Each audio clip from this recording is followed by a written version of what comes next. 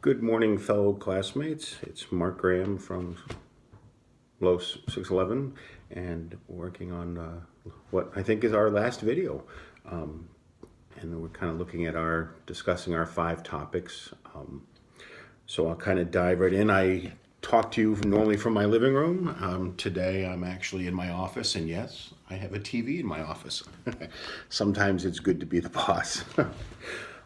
Got to watch the news, nothing else. No Sci-Fi Channel. One of the, I kind of have our 5 topics, and the first is model the way. And for me, that when it comes to leadership and communication and relationship building, I always follow what is called the golden rule. And is I treat everybody how I want to be treated, and I don't ask any of my teammates or stakeholders, employees, friends do anything that I wouldn't do. If I oversee our facilities team, and I've gone out and plunged a toilet, so that means that I set that example that they can plunge a toilet. I also help with painting projects. I'll run a vacuum because sometimes they have to clean up. And I always said years ago when I started, as I progressed up the ladder, that I would work very hard to do that. That I wouldn't just tell people to do things, that I would model that. I work for a bank, but many of you who've read postings and that know that I've also been a police officer for many, many years. And so things like integrity and honesty are very important to me. So I try to instill that in my family and my coworkers. Nothing wrong with saying, whoops, I made a boo-boo. A lot of people have a hard time being honest today and taking responsibility. So I try to model that. Inspire a shared vision. Our company actually has a 5-year vision that is revised every 5 years. And so I work very hard to support that and tie what my teams do and how their actions contribute to that vision. But one of the other things I've done is, as we kind of look through what they have in the lists, is I recently just built and opened a new building in Waterville, Maine. That was a very collaborative project, and it was a complete 180-degree turn from what a traditional bank looks like and how it functions. But I had a kind of a vision of kind of coming into the 21st century from probably the 18th century. And so it was just getting everybody together and explaining my vision and getting their input and seeking congruence in kind of where we all wanted to go. We all wanted a great experience for our customers and our employees. And so it's just getting everybody together, communicating, having a series of meetings, large and small, some even individual one-on-ones to kind of get everybody on board. To kind of have everybody like that vision. That rolls into challenging the process because this was a big challenge. Went from a very traditional layout into very open, very collaborative workspace where instead of everybody's separated by a counter, they're now all together walking around.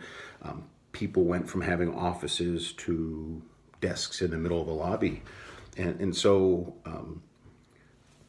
that physical layout required me to really challenge everybody's long-term both work and social norms and how they interact with each other and with our customers.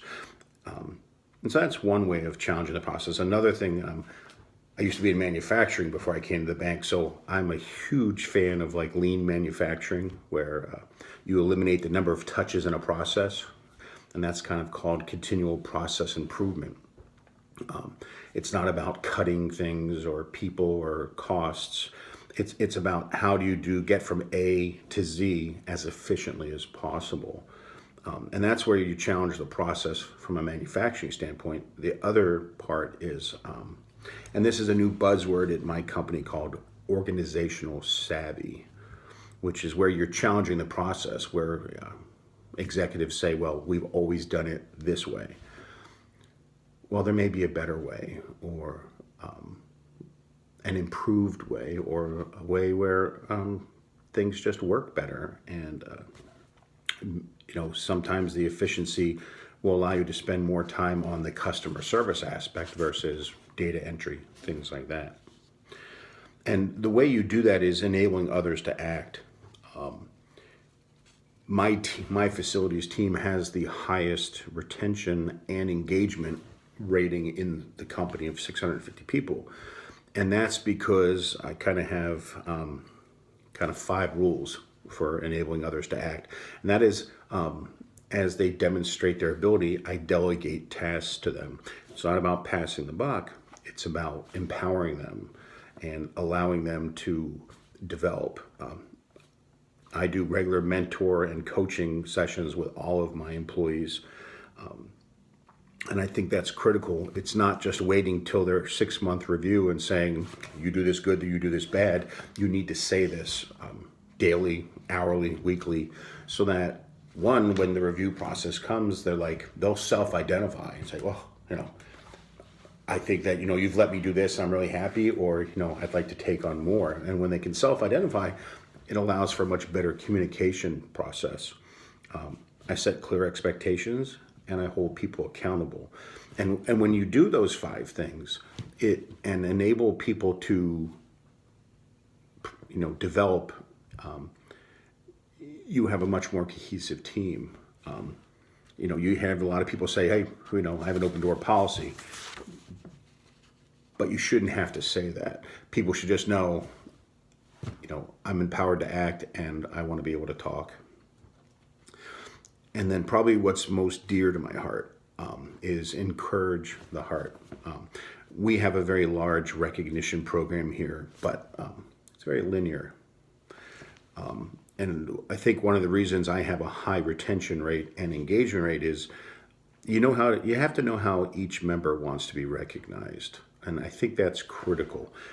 Some people want to, every year at our annual event, get called up on the stage and be handed a trophy.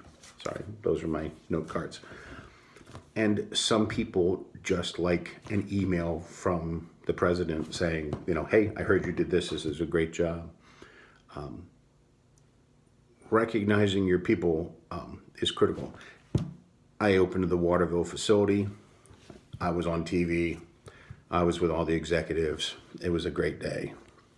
But, it was my team that did it. And I am quick to point out when everybody comes and says, great job on Waterville, Mark, I'm like, I didn't do anything. It's my team. I just told them what to do. And I said, I fed them pizza all the time. That's probably most critical, is learn how each of your people want to be recognized. Some people don't want to be called up on the stage. Some people just want you to close your office door, pat them on the back, and say thank you. So that's my final video for our class. Thank you for everybody's posts. It has been a great journey, both for me. I've done a lot of reading and a lot of reflection. Thank you.